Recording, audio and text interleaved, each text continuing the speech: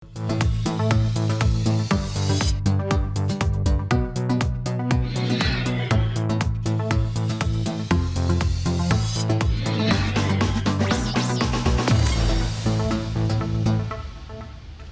থেকে আন্তর্জাতিক প্রান্তিক জনপদ থেকে নগর চারপাশে ঠিক কি ঘটছে এই মুহূর্তে তা নিয়ে আয়োজন এখন চারদিক। পুরো আয়োজনই আপনাদের সঙ্গে আছি আমি সোনালী সাহা। বিগত সরকারের আমলে ৩-০ বিশ্ববিদ্যালয় প্রতিষ্ঠা করতে দেয়া হয়নি বলে অভিযোগ করেছেন প্রধান উপদেষ্টা ডক্টর ইউনূস। তিনি বলেন, সামাজিক ব্যবসা দিবসও পালন করতে দেয়া হয়নি গত সরকারের আমলে। ১৫তম সামাজিক ব্যবসা দিবস উপলক্ষে সাভারের জিরাবোতে সামাজিক কনভেনশন সেন্টারে দুদিন ব্যাপী কর্মসূচির উদ্বোধন করেন প্রধান উপদেষ্টা। ৩৮টি দেশের প্রতিনিধি সহ ১,০০০-এরও বেশি অংশগ্রহণকারী এই অনুষ্ঠানে যোগ দেন। অনুষ্ঠানে প্রধান উপদেষ্টা বলেন, বর্তমান শিক্ষা ব্যবস্থা স্বপ্ন দেখায় না, তরুণদের চাকরি না খুঁজে উদ্যোক্তা হবার আহ্বান জানান doctor Yunus.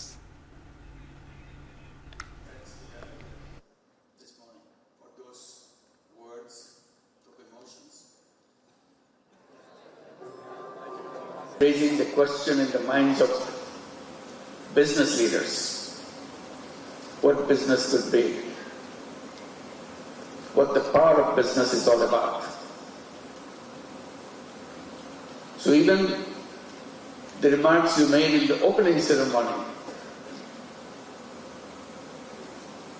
it succeeded in making the message loud and clear for all of us who are here.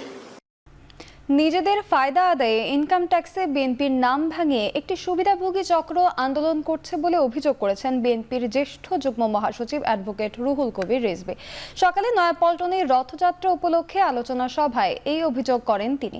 বিএনপির নামে যারা অপকর্ম করছে তাদের বিষয়ে নেতাকর্মীদের সতর্ক থাকার আহ্বান জানিয়ে বলেন, রক্ত ও সংগ্রামের মধ্যে দিয়ে যে সুযোগ সৃষ্টি হয়েছে তাতে সামনের দিনে ভালো রাজনৈতিক পরিবেশ তৈরি হবে, সত্যিকারের গণতন্ত্র প্রতিষ্ঠিত হবে। তিনি আরো বলেন, সাবেক প্রধান নির্বাচন কমিশনার হাবিবুল আওয়ালের কথাতে স্পষ্ট হয়েছে শেখ হাসিনার আমলে সব নির্বাচন অবৈধ অনুষ্ঠিত হয়েছিল। সংস্কার করে যৌক্তিক সময়ে সরকার নির্বাচন দেবেন বলে প্রত্যাশা ব্যক্ত করেন রিজভী। শেখ হাসিনার নেতৃত্বে যেটি ছিল সেটি অবৈধ পার্লামেন্ট, অবৈধ সংসদ সদস্য, অবৈধ প্রধানমন্ত্রী, অবৈধ রাষ্ট্রপতি এবং তাদের হাত দিয়ে যারা নিয়োগ হয়েছিলেন, সচিব বলুন আর বিভিন্ন কর্পোরেশনের কর্মকর্তারা বলুন, তারা প্রত্যেকেই অবৈধ এবং তাদের নিয়োগকৃত বিচারকরাও অবৈধ ছিলেন এবং তাদের দেওয়ার রায়গুলোও ছিল অবৈধ।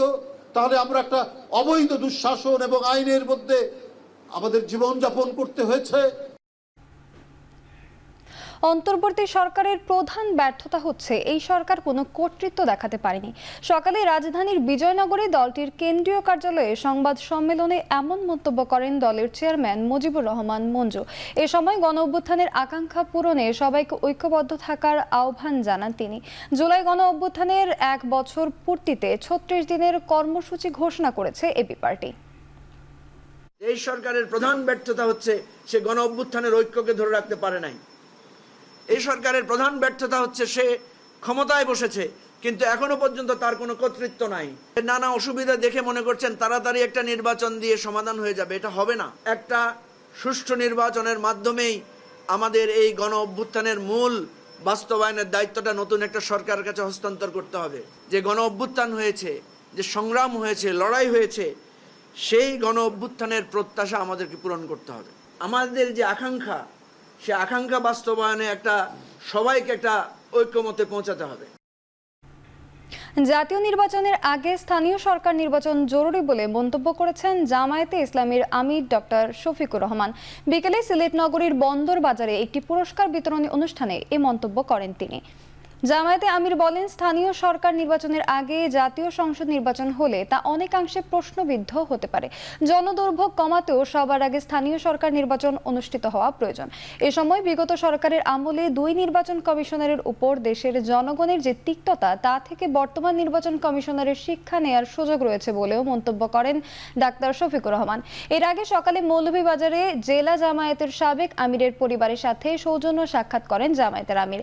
সেখানে আগামী রাজনীতি ফ্যাসিবাদের জন্ম না দিয়ে যেন জনপ্রত্যাশা পূরণ করে এবং রাজনৈতিক দলগুলোকে দেশ ও জাতির স্বার্থে কাজ করে সে আশা প্রকাশ করেন তিনি।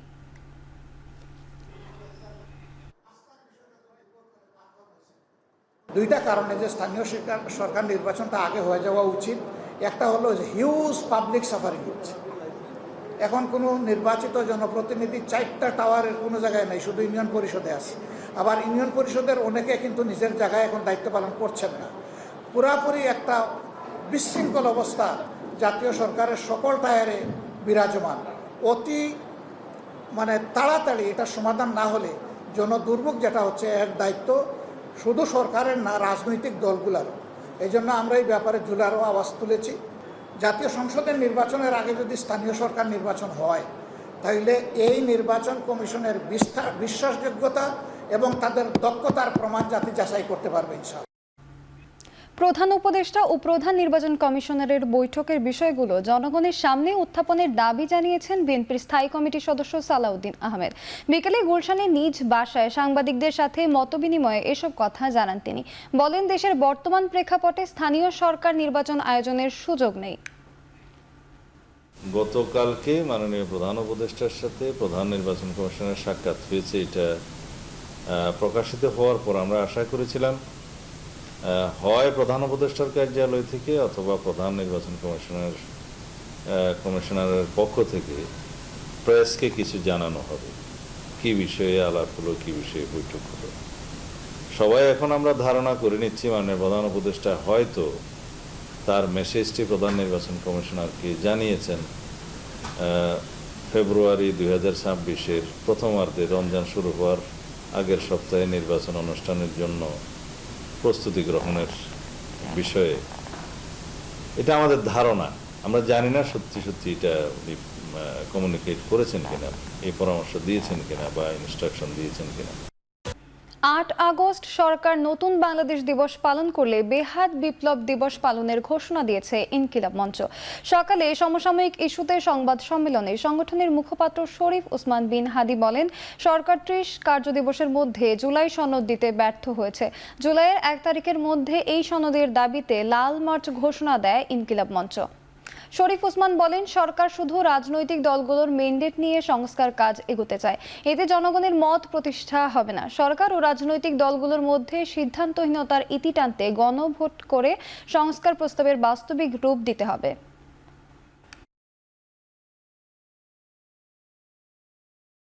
36 জুলাইয়ের পরে 5 আগস্টের পরে আর কোনো দিবস থাকবে না।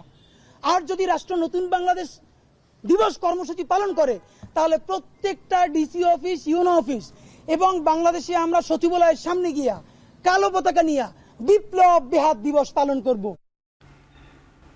চট্টগ্রাম বন্দর ইজারা, রাখাইনে করিডোর, স্টারলিংক চুক্তি ও সমরাস্ত্র কারখানা, এই 4 ইস্যুকে জাতীয় স্বার্থবিরোধী দাবি করে তা বন্ধের আহ্বান জানিয়েছে সাম্যবাদী আন্দোলনের নেতৃত্বাধীন বাম জোট। তাদের সঙ্গে একাত্মতা জানিয়েছে আরও 67টি দল ও সংগঠন। শুক্রবার এসব দাবিতে জাতীয় প্রেস ক্লাব থেকে চট্টগ্রাম অভিমুখে রোড মার্চ শুরু করে সংগঠনগুলো।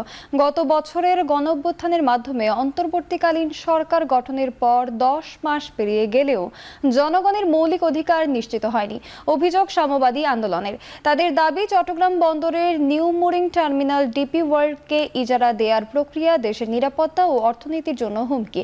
রাখাইন রাজ্যে কথিত মানবিক করিডোর দিয়ে অস্ত্র ও মাদক পাচারের ঝুঁকি তুলে ধরে সিদ্ধান্ত বাতিলের আহ্বান জানানো হয়। এছাড়া কাতারের বিনিয়োগে সমরাস্ত্র কারখানা এবং মার্কিন কোম্পানি স্টারলিংকের সাথে চুক্তিকেও সাম্রাজ্যবাদী প্রভাব বিস্তারের অংশ হিসেবে বর্ণনা করে সংগঠনগুলো। বিগত সরকারের ধারাবাহিকতায় অন্তর্বর্তীকালীন সরকার বন্দরকে ইজারা দেওয়া সহ যে কাজ করতে চাইছেন তার থেকে তারা পিছু হটবেন। আর এটা নিয়ে আগামীকাল রোড মার্চের শেষে আর কোন আন্দোলনের বৃহত্তর কর্মসূচি দিতে হবে না। কিন্তু যদি সরকার এই দায়িত্ব পালন না করে, আগামীকাল সমাপনী সমাবেশ থেকে আমরা ঘোষণা পাঠের সাথে সাথে আন্দোলনের বৃহত্তর কর্মসূচি ঘোষণা করব।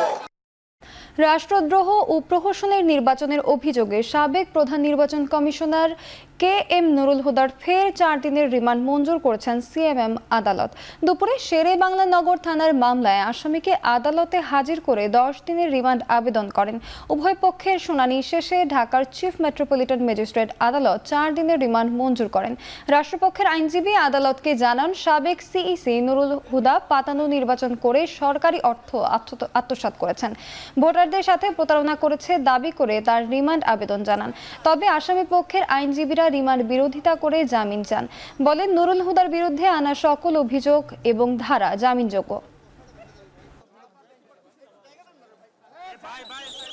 তাকে প্রাথমিক জিজ্ঞাসাবাদে আমরা যে তথ্যগুলো পেয়েছি সে তথ্যগুলোকে আরও যাচাই করার জন্য এবং সারা বাংলাদেশে তিনি যে এই যে দিনের ভোট রাতে করেছেন তার সঙ্গে তার কারা কারা জড়িত এবং সরকারের সঙ্গে তার কি ধরনের সমঝোতা এবং কিভাবে তিনি অর্থগুলো ব্যয় করেছেন এবং ডিসি এসপি সহ সকল রিটার্নিং অফিসার প্রিসাইডিং অফিসারের সঙ্গে এবং দাপ্তরিক কাজে কারা জড়িত ছিল, সচিব সহ বিভিন্ন নির্বাচন কমিশনের আরও যে বিষয়গুলো এখানে জড়িত আছে সেই জন্য তাকে আরও জিজ্ঞাসাবাদ করার প্রয়োজন। বিজ্ঞ আদালতকে বলেছি আমরা রিমান্ড বাতিলপূর্বক একটা জামিনের আবেদন করেছি। তো আমরা বলার চেষ্টা করেছি যে এই মামলায় যে ধারাগুলো দিয়ে প্রথমে মামলা শুরু হয়েছিল সকল ধারাগুলো কিন্তু জামিনযোগ্য ধারা ছিল। নিঃসংকোচে নির্ভয়ে সবাইকে নিজ নিজ ধর্ম পালন করার আহ্বান জানিয়েছেন স্বরাষ্ট্র উপদেষ্টা জাহাঙ্গীর আলম চৌধুরী। শুক্রবার বিকালে শ্রী শ্রী যশোমাধব মন্দির পরিচালনা কমিটি কর্তৃক আয়োজিত ঐতিহ্যবাহী ধামরাই রথযাত্রা উৎসবের উদ্বোধন শেষে একথা বলেন তিনি। ঢাকা ছাড়াও ঐতিহ্যবাহী ধামরাই রথযাত্রা উৎসব আয়োজন করে শ্রী শ্রী যশোমাধব মন্দির। উৎসব মুখর পরিবেশে রথযাত্রা শুরু হয়। সকাল থেকে এই আয়োজনে যোগ দিতে আসেন হিন্দু ধর্মের অনুসারীরা। এ সময় এলাকা জুড়ে উৎসব মুখর পরিবেশ সৃষ্টি হয়। দেশ, জাতি আর পরিবারের কল্যাণে প্রার্থনা করেন ভক্তরা। 9 দিনব্যাপী এই ধর্মীয় উৎসব শেষে 5 জুলাই অনুষ্ঠিত হবে উল্টো রথযাত্রা, যেখানে দেবতাদের ফিরিয়ে আনা হবে মূল আশ্রমে। এদেশে বিভিন্ন ধর্ম, বর্ণ, শ্রেণী এবং পেশার মানুষ পারস্পরিক সৌহার্দ্য ও সম্প্রীতি রেখে একসঙ্গে বসবাস করে আসছে।